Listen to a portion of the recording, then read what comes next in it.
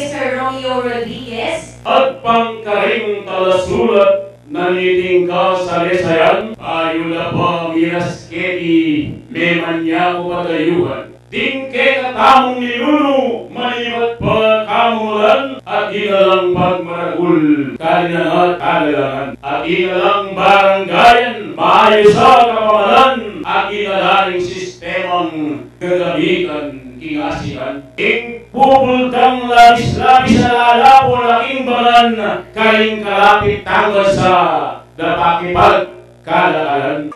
At inalang mga galing, mga huwag masinayan, biyasa na lang maglutong mga nyaman na pangan.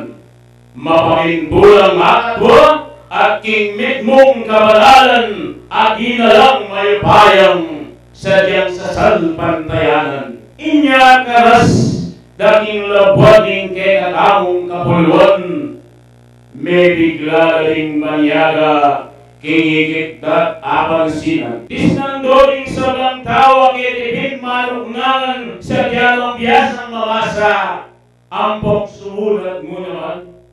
Laganap ng pigamitan, ingamal kamong siswan, kingle para na rin labuat, asakop ning lalawigan. Ding lalaki at babay, magingget ang kailangan, sanay na lang mamadali.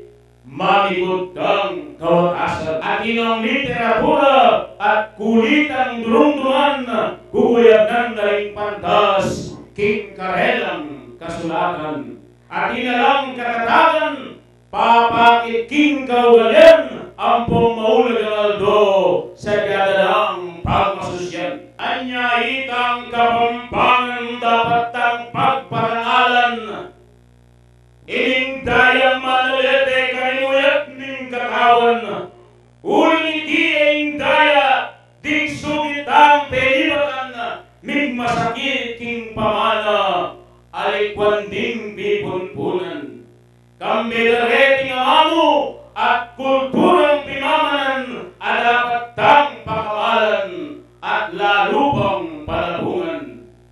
Uling de inong mewala, itamo rin ding kawalan, anti tamoy ng kildap, migdangalang nanunaman.